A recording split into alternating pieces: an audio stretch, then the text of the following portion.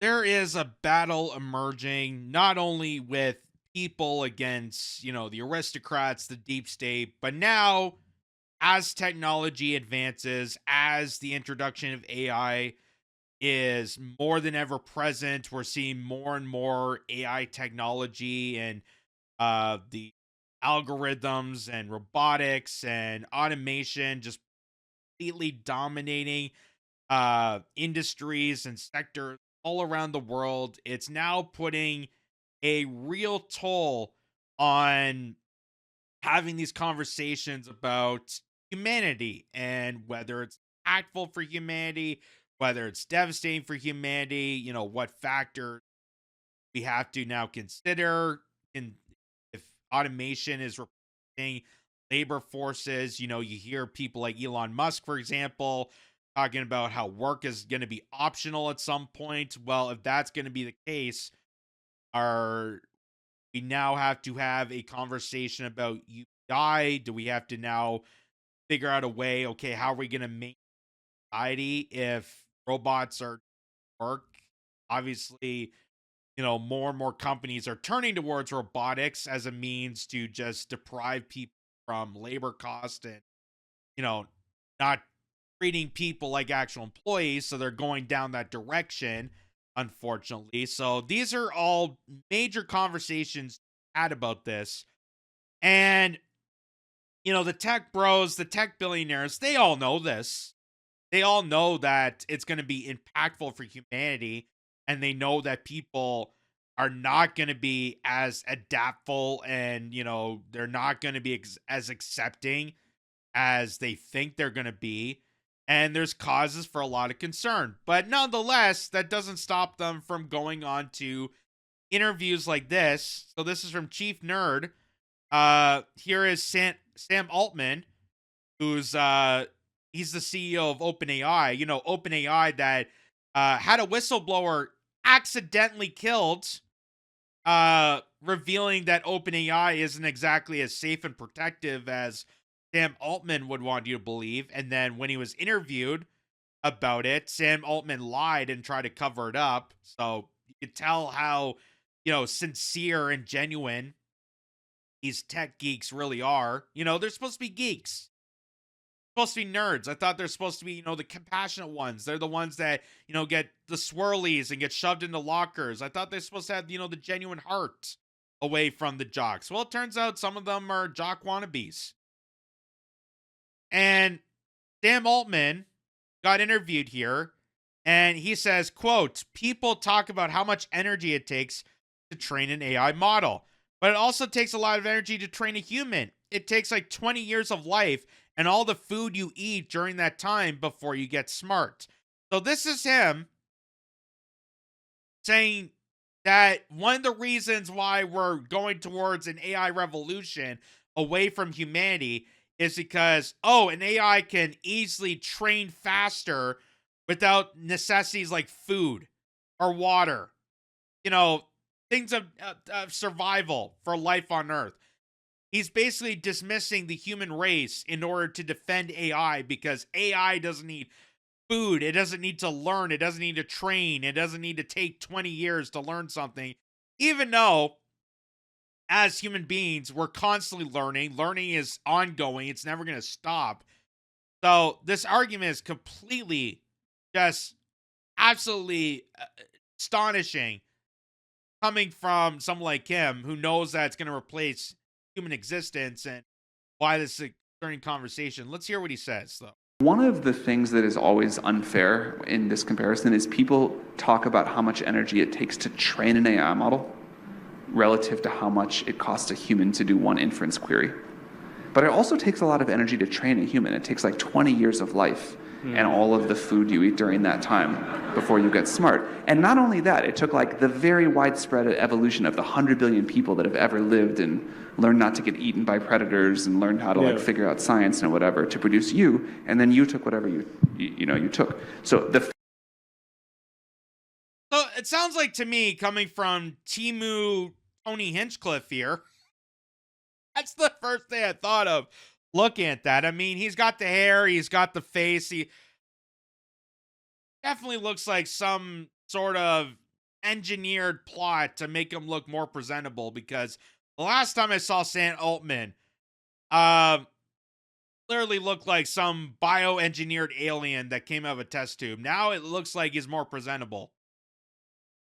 As he's talking in front of a decorative leaf background, even though he's wiping out a lot of the forest, a lot of the uh, trees and nature and the biodiversity that keeps humanity afloat, keeps us alive, provides us with oxygen to build these monstrosity AI centers. And his excuse is, you're squishy. That's his excuse. You're squishy. You need things like food and water, and you can be eaten by predators or gunned down. AI doesn't do that, so obviously, yeah, we're just going to replace you. We're going to replace you. I mean, you talk about how absurd it is that someone like him would just openly state that and not have any hesitation, realization. Like, again, we're supposed to believe that the nerds are supposed to be the kind one, the keenest, the sympathetic ones.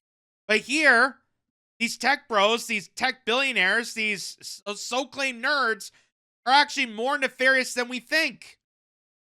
Just from these conversations. Let's hear this. One of the things that is always unfair in this comparison is people talk about how much energy it takes to train an AI model relative to how much it costs a human to do one inference query.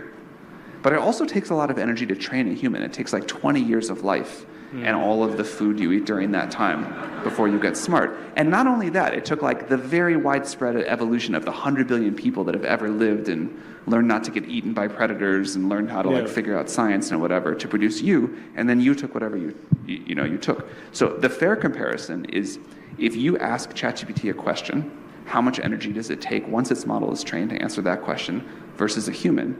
And probably AI has already caught up on an energy efficiency basis measured that way. One of the things that is probably, we don't know for sure because, of course, I don't actually get involved in the training. I don't get involved in the technical aspects. I don't actually do the programming. I just sit in my boxer shorts in the penthouse of Miami Beach. I don't actually get involved in my businesses.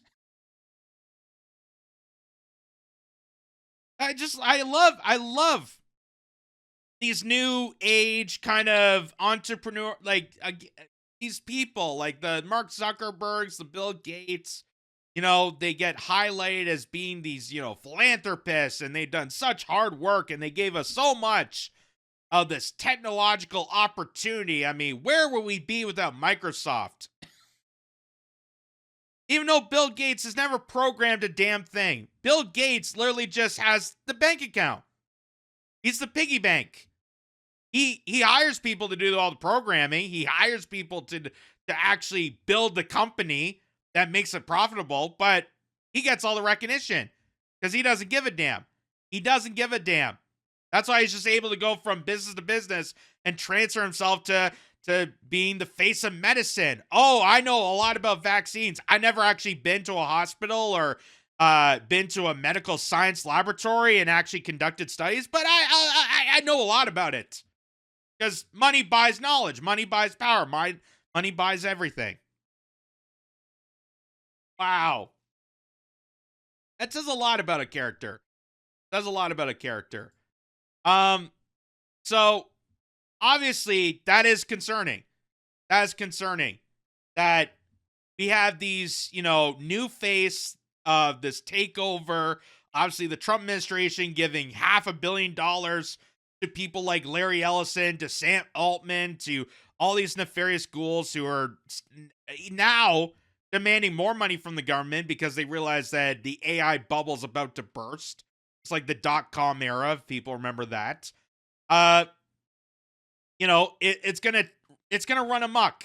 It's gonna run amok, and it's already doing that right now because these AI data centers, in order to have this revolutionary Chat GPT model, is taking all the resources of communities that cannot handle it. And I made this argument before about electric vehicles. Like, why are we mandating something that we don't have the resources or the power grid to adapt to? If everyone goes to an electric vehicle, We don't have an energy infrastructure to deal with that. We don't have a means to have everyone an electric vehicle. That's why it makes no sense to mandate this. Here is a news clip from CBS Chicago, and they're doing an investigation because there's new data facilities, AI facilities, being built around Chicago neighborhoods. A lot of these poor neighborhoods that can't afford to give up the resources in order to build these large data facilities. And it's happening all across America. It's happening also in Canada as well. We're seeing new data centers being built in Alberta and Saskatchewan, and a lot of these communities, again, they don't have the resources to deal with this. The same way we don't have the resources for everyone to drive an electric vehicle. You would have to upgrade the power grid. You would have to siphon off more water. You would have to just a complete disaster. So listen to this. Well, back now to our Eye on AI series. All week we've been diving into the benefits and risks of artificial intelligence. Now we want to take a closer look at the impact on the environment and public health, because multiple reports show the data centers that are used to store, train, and operate AI models use a significant amount of energy and water. So according to the International Energy Agency, a typical AI data center uses as much electricity as 100,000 households. And a report from the Environmental and Energy Study Institute found large data centers can consume up to 5 million gallons of water every day. Now, so 5 million gallons of water daily. 5 million gallons of water daily. Just to keep a machine operating. Just to keep a machine operating. That's not even statistics on Nestle bottling water to sell privately. That's the water that they're taking, that these tech geeks are stealing from communities, from all these different parts of the world, to facilitate these data centers. They're collecting information, that are using the resources to track and surveil information, that are getting, Palantir and other Oracle from Larry Ellison and other big giant conglomerates to partner with. They're stealing all these resources that's going to afflict communities. And of course, you need water for survival. You need water for survival. You need water for all human life to exist and all life to prevail on planet Earth. And also electricity. You don't have the electrical grid to deal with that. So obviously this is going to be causing concerns.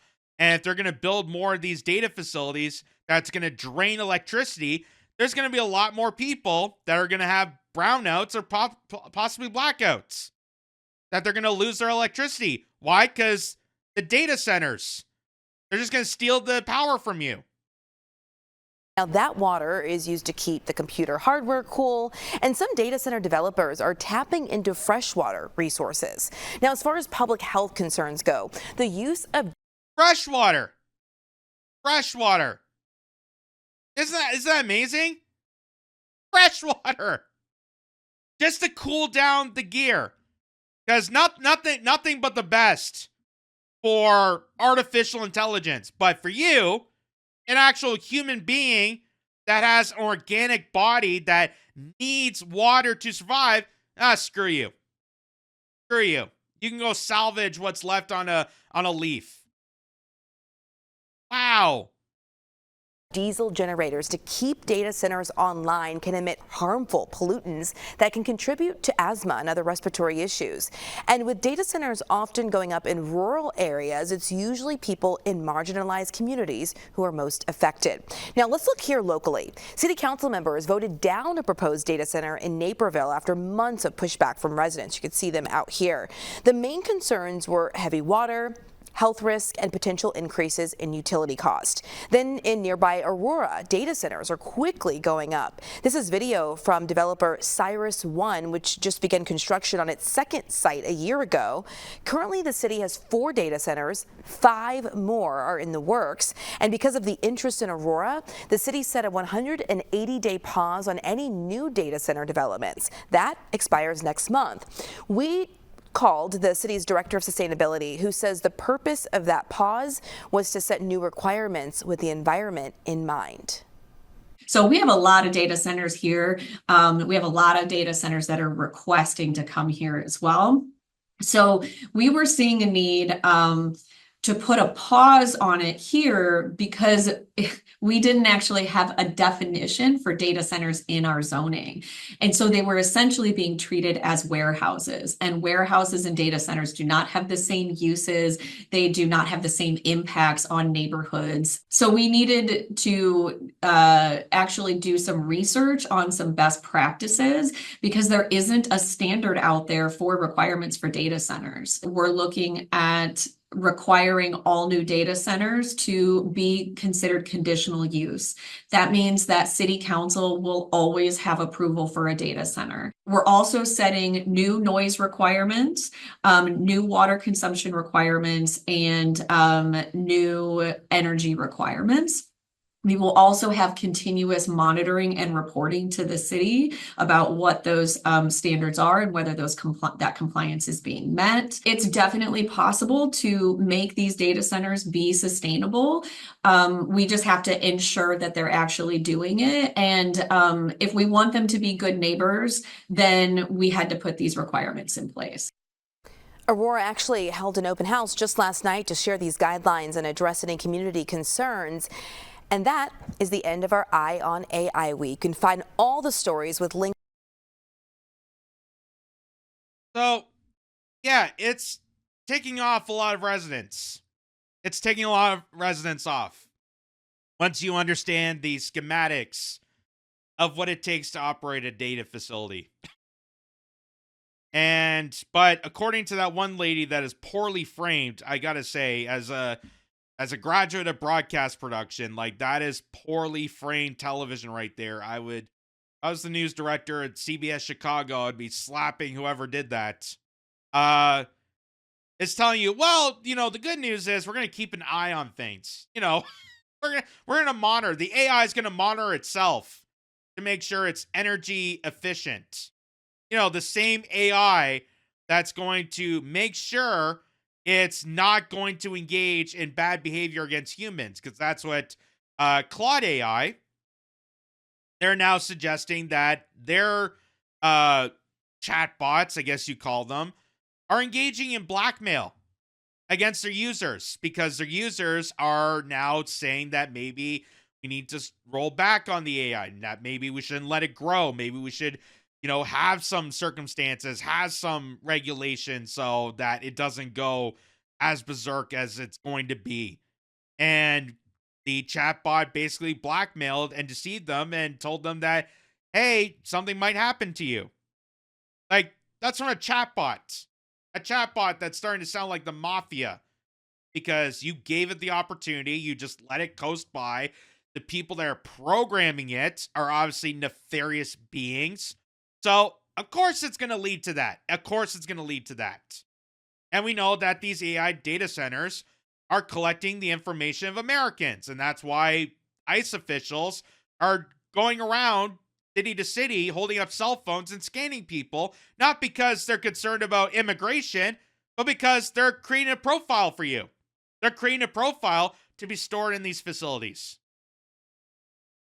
I mean, it is just bad, ladies and gentlemen. Yeah, especially in Aurora, Illinois, where if Wayne Campbell was actually a real character, he would say, this is a no-swing opportunity. This is no swing. This is a swing killer. That is crazy, folks. It is crazy, folks. But luckily, there are some people that are stepping back, and a lot more communities are revolting against this. So you saw Chicago, you saw neighborhoods there, but now you're also seeing Oklahoma. According to this Lane Brown guy, people are being arrested for speaking out against AI data centers. Keep standing up for your community. Location, Claremore, Oklahoma. So they had a town hall in this town of Oklahoma where, again, they're putting data centers in these communities determined to steal their resources, because we were never going to put a data center in, say, Malibu or Martha's Vineyard or the Hamptons, where the rich people are. We're going to put it into your poor communities because you suckers aren't going to do anything about it, because you suckers are the lower chain, according to these nefarious kooks, according to people like Sam Altman and Larry Ellison. They don't see you as Americans. They see you less as a civilian. That's why they're just so eagerly able to do this. And the people are fighting back on this. So take a listen.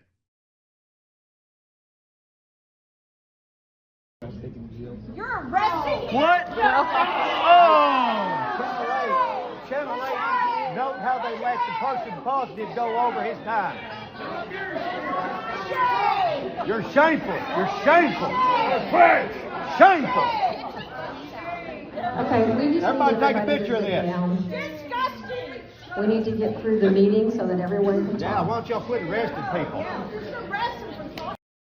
So they arrested him at a public town hall where, at a setting like this, the public is allowed to express their opinion on something. They're allowed to do this. That's why you have town halls. But he's being arrested because he doesn't have the right opinion when it comes to AI data centers. And you could hear one of the speakers say, "Okay, everyone please sit down so we can continue this.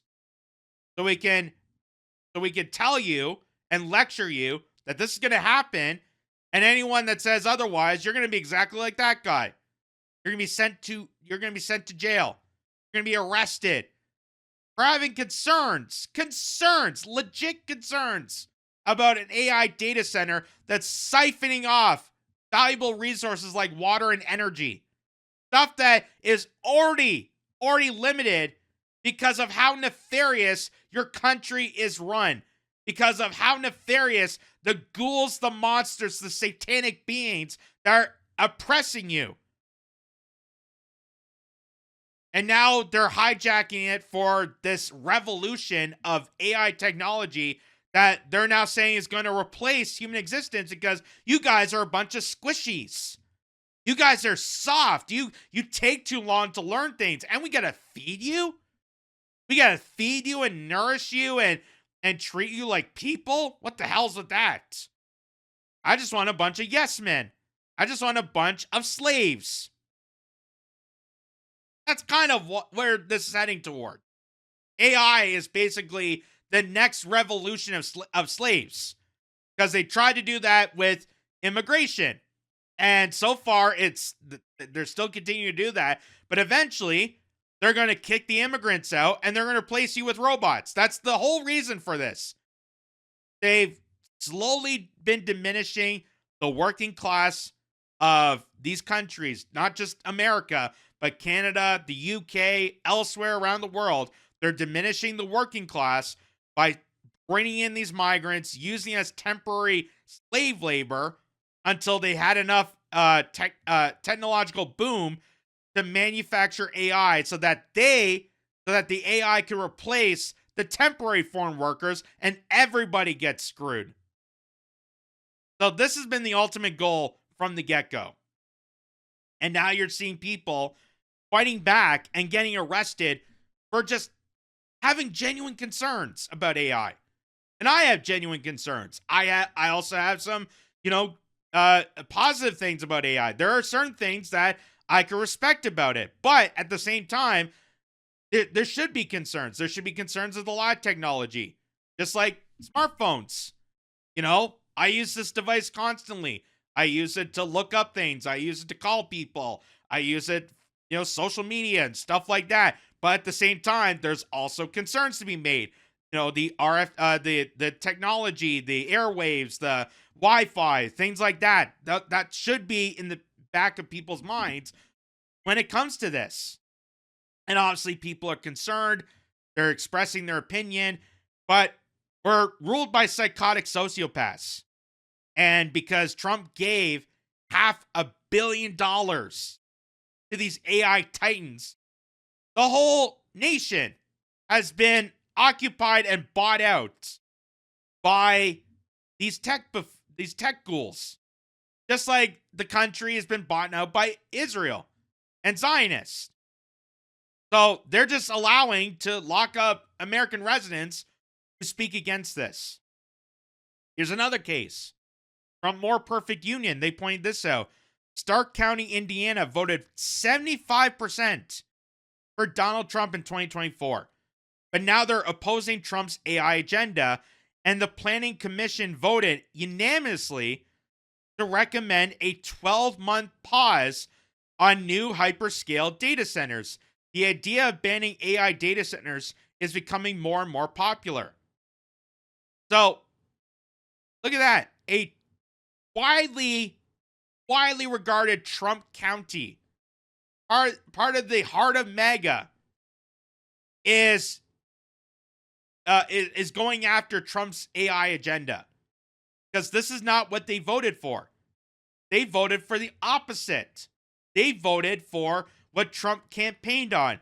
The no more wars, the make America healthy again, how we were going to go after the deep state, how we were going after this rise of the technological feudalist society that's been continuously going up and up and up and continuously building up since post 9/11, really. That's as far back as we can confirm that this is all part of the Patriot Act. This is all part of this movement. But it can even go back further than that. This is something that they want to do. This is part of the mass surveillance. They basically want to turn the United States and the technocratic state into a digitized Auschwitz, where you are no longer a civilian. You are now a prisoner. You're a prisoner, part of the algorithm, and they can track, monitor, surveil, and dictate over every aspect of your life. You didn't go away from the deep state. You didn't go away from the New World Order. They just changed hands. It's no longer the industrialist barons. It's now these tech bros, which I gotta tell you is more scary. It's more scary because of how instant this technology can be. They can find you in an instant, no matter who you are, where you are in the world. That's pretty alarming. So here is what happened at this rally here. I have a question I'd like to pose. Is there anybody in this room that wants a data center in Stark County? I'm here in rural northwest Indiana, where residents are fighting back against big tech's data center invasion. This Trump-voting county is proposing a 1-year moratorium on hyperscale data centers, in contrast with the Trump administration's ardent commitment to big tech's AI agenda. It'll be a policy of the United States to do whatever it takes to lead the world in artificial intelligence. We don't want this. It is not going to benefit us in any way. To say that this thing is not going to affect your electric bills in any way, shape, or form, you got to be off of your rocker. It's tough enough as it is to live here with the poorest county. So when we add this, there is no more jobs coming with this. Sometimes it's hard to buy a gallon of milk here. Again, Forest County. You see the game that they're putting here. You see that there's a reason why they're choosing these rural areas. Not just because, hey, there's land that we could get up for grabs, but because they know that, we're just going to siphon off these poor communities. We don't care about these people. We don't care about them. So we're just going to take their resources and they're just going to have to, survive. Starve it out. Maybe move to another town. Like, just the sinister act that this comes from. The sinister that this comes from.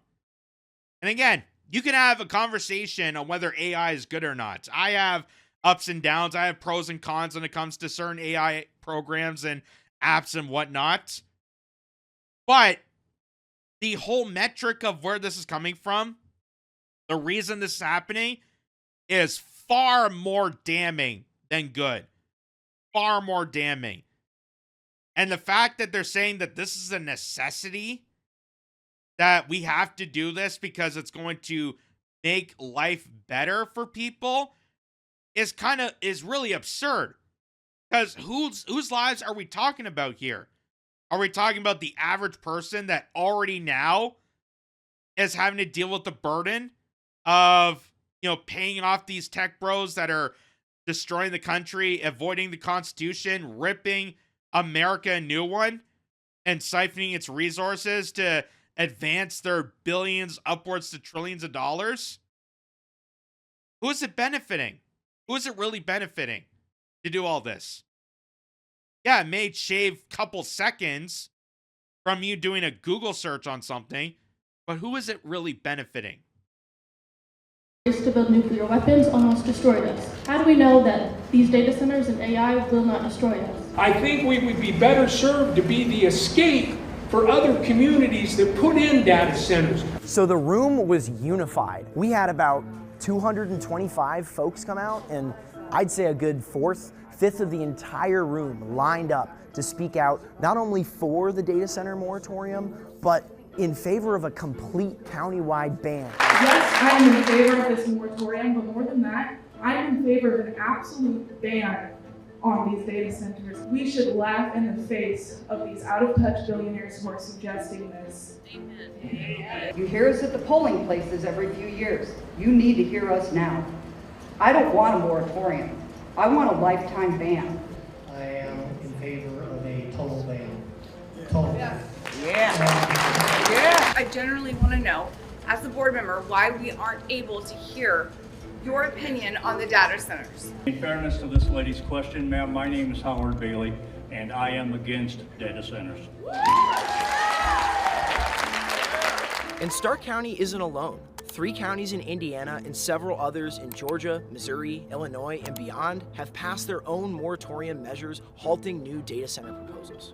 Other counties in Indiana and across the country are hitting pause because they recognize these capacity issues. And that's why this 12-month moratorium is so important. We cannot approve projects we don't have the capacity to oversee.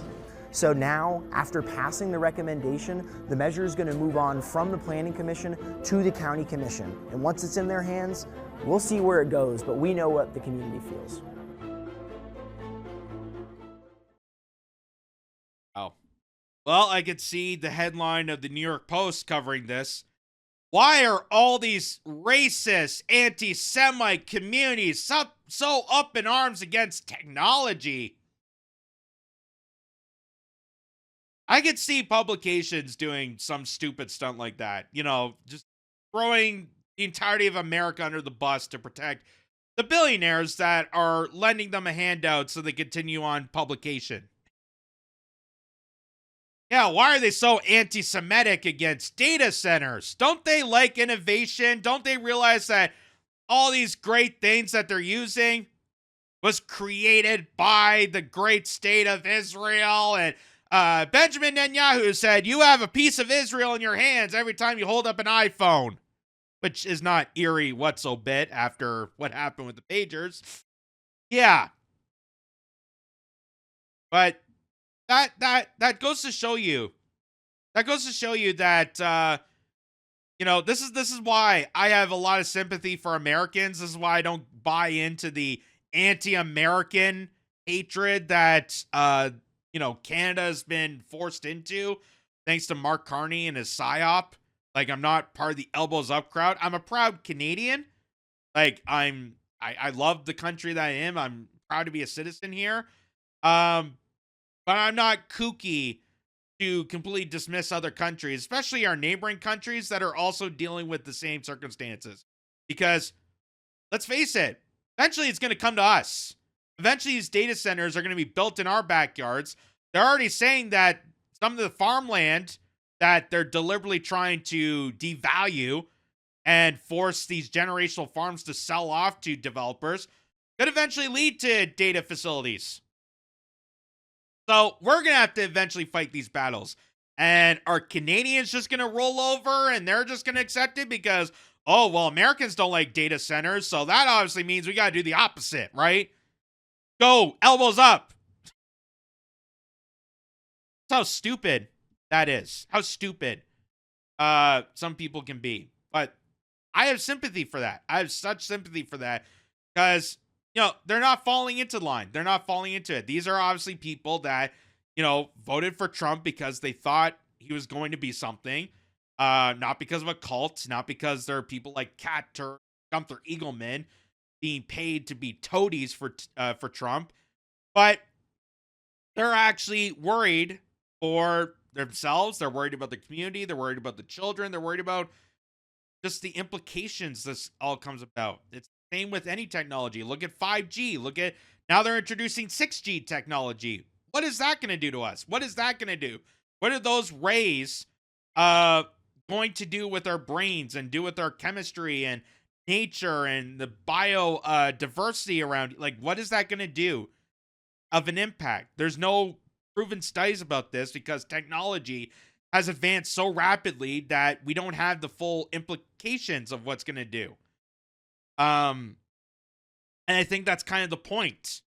They're trying to expand this so rapidly that people aren't able to adapt, that people aren't able to look at this speculatively, and that the damage is already done. Like their whole motto, the whole motto of the tech bros is break things fast. They just want to get things done. They want to get things right now. The right now people. Right now is the opportunity to build AI centers. Right now is the opportunity to do this. Right now. We got to take control of this right now. But not looking at what this is going to do long term. How these data centers are going to complete up communities that already are struggling. Of course, they're going after poor communities. So you could see how biased it really is. And of course, this goes back to what I've been saying. That Trump has been bought out by these people. These are Trump handlers. So, as this is from December of last year, Trump signs executive order blocking states from enforcing their own regulations around AI. So, Trump, because Larry Ellison and Elon Musk and Mark Zuckerberg and Bill Gates, remember all those famous figures that appeared at that dinner? Sam Altman was there. The CEOs of Google were there. I forget who else was in attendance. There's like names that, supposedly were anti-Trump, but hey, Trump's willing to scratch our back, so I guess I could show up for a dinner. They were all at the White House. They were all, gushy over Trump because Trump was going to sign this executive order to say, no, states do not have the authority to dictate or regulate or speculate about AI, about these data centers.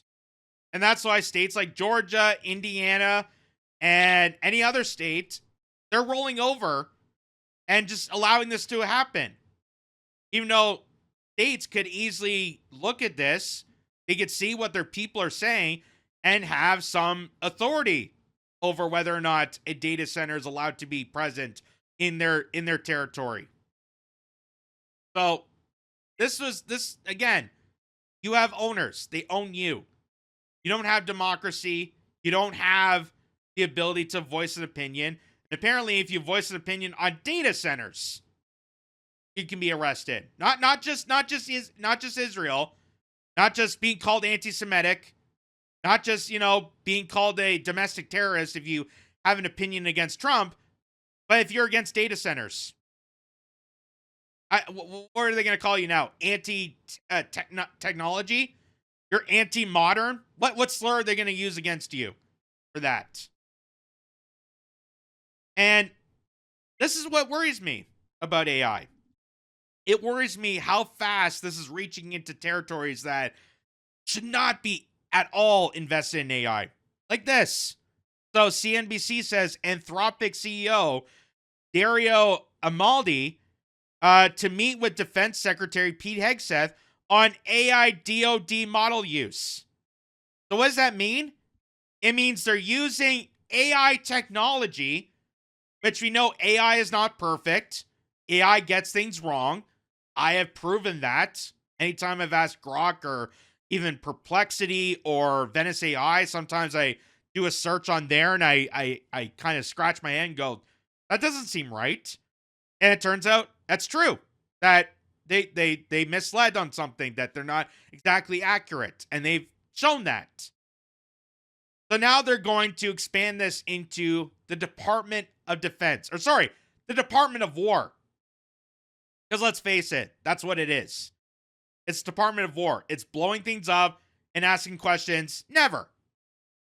So now you're going to get a bunch of AI robots and AI technology that gets things wrong, that's manipulated people, that's blackmailed people, that's engaged in telling people to self-delete themselves to be in charge of military defense. Why? Because you have a drunk asshole like Pete Hegseth, who doesn't know his ass from his elbows, in charge of the Department of War, that's allowing for AI to just take over and transform the Pentagon.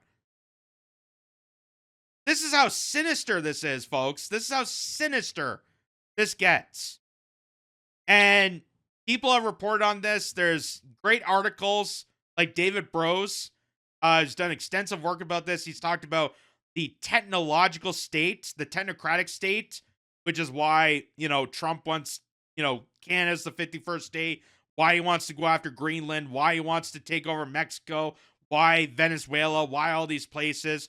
It's because of this. It's because they want a massive surveillance, this golden dome, that's what Trump calls it, this golden dome, that's going to act as a digitized Auschwitz. You're going to be living in a digitized concentration camp where everything from your speech, from what food you purchase, from what you watch on TV, from, what you read, from who you talk to, what conversations you're having, everything is going to be surveilled and traced to these AI algorithms, and they are going to decide the fate of your existence. That is sinister. That is sinister, folks. None of this is a hyperbole. None of this is hyperbole. And speaking of sinister people behind all this, here's Alex Karp, Palantir Technologies CEO Alex Karp, couldn't stay seated in his chair as he proudly stated, "We kill people sometimes," while speaking to shareholders. So this is the maniac, Palantir. This is the company that's involved in doing a genocide in Israel. This is the same company that wants to steal information of Americans. This is the same company that's in bed with ICE. The same company that wants to install this mass surveillance state to, again, decide the fate of your existence. And a guy like him, who even though he's wearing a friggin' wife beater t-shirt there and messy hair, it just stuns me that they can get away by looking casual, openly stating that we kill people to shareholders. Yeah, we have the opportunity to mass murder people on the regular. And he's proud of that. He is proud of that. Now, imagine if that was a brown guy with a turban. Imagine if that was a person from China. Imagine if that was a Russian oligarch. But because it's a nerd like Alex Karp, we're just supposed to sit back and be okay with this. We're supposed to sit back and just be excited that Palantir is willing to kill people on the regular in mass droves to make us feel somewhat secure, even though they're deciding the fate of our lives as well. Listen to this. Alex, as always, we have a lot of individual investors on the line. Is there anything you'd like to say before we end the call? We're doing it. We're doing it. And I'm sure you're enjoying this as much as I am. Let's not talk to analysts about the burden of being right, our burdens of investing in ontology, our burdens of actually looking at the math, Let's not worried about semantics. Let's not worry about who we're killing, what we're doing. We did it! We did it! Praise Jesus! We did it! Oh, Dora the Explorer would be so proud. We did it! We did it! We're taking control of the world! Yay! Don't you just feel the love? I mean, how? How could someone look at this and be okay with this? How could someone just look at that and be like, yep, that's normal. That's human. That's life. That's clearly, those are the signs that someone should be locked in with a straitjacket in a foam room somewhere in an asylum. This makes the perfect argument of why we really need to bring back asylums. And this guy is going to be the best patient in one of those asylums, because how the hell can you say that to shareholders like this? Alex, as always, we have a lot of individual investors on the line. Is there anything you'd like to say before we end the call? We're doing it. We're doing it. And I'm sure you're enjoying this as much as I am. Let's not talk to analysts about the burden of being right, our burdens of investing in ontology, our burdens of actually looking at the math, the burden of reading what the Rule of 40 is, the burden of being honest about what an enterprise software company is, or the burden of explaining to your friend. I love how he refers to rules and ethics as burdens. Like, let's not talk about the burden of ethics. Let's not talk about the burden of constitutional rights. Let's not talk about the burden of the Bill of Rights. You know, the thing that people have died for and sacrificed, and, you know, Americans were elected, and the whole reason this country exists. Let's not deal with the burdens of that. Let's not deal with the burden of international law that prevents me, a psychotic, insane, inhuman monster, from my excitement on the fact that we get to blow things up. Oh, it's just, we did it! Did it! Yay!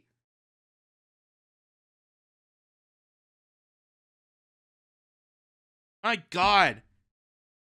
And I thought Brian Williams creaming his jeans when Trump deployed that missile to Syria was already bad enough. Oh God. Is Alex Kark gonna start quoting a Leonard Cohen song as well? Is he gonna start, you know, singing Hallelujah? Because, hey, the bombs are being deployed! He did it! He did it! Yay! Yay! Happy dance! Oh, God. That you're really happy. Maybe we should just stop talking about it. I'm very happy to have you along for the journey. Maybe we should stop talking about you it. are partners for us. Every Palantirian, we are crushing it. Everyone else who's listening, we are dedicating our company. We have dedicated our company to the service of the West and the United States of America, and we're super proud of the role we play, especially in places we can't talk about. And we love our success in the U.S. and globally. Also, you know, we are doing in the United Kingdom and many other places. Palantir is here to disrupt and make the institutions we partner with the very best in the world, and when it's necessary, to scare enemies and on occasion kill them. On occasion. He's so proud of taking over the institutions, corrupting our democratic ways, avoiding the Constitution, just desecrating legal and ethical bounds. He's so proud. He's so proud that he went to the nearest bus shelter and took clothing from the lost and found and placed it on his body so he can, you know, exclaim in glee just how wonderful. I'm so happy. I'm so happy. Oh, God. Well, let me just say, the comic books don't do justice when it comes to supervillains, folks. You know, think of the worst people that you've read as a child. You know, the Batman villains, the Superman villains, the Lex Luthors, the Jokers, the Penguins, you know, all those guys. They can't hold a candle to what reality has given us. The reality of the matter is, we have the most insane, insufferable monsters imaginable at the highest points of power. And given stuff like this, given what they are doing, given the agenda behind their motivation, I'd rather have Bane. I'd rather have the Joker. I'd rather have the comic book villains than people like this, because in some ways, the comic book villain actually does resemble some sort of morality. Eventually, there is some sort of morality issue that they deal with, and they may change their ways and, change course. They might actually observe and have an epiphanal moment.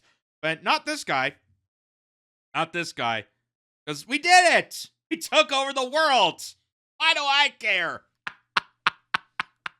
Look at the way I dressed. I don't care about anything. We did it. Now we can kill. Oh.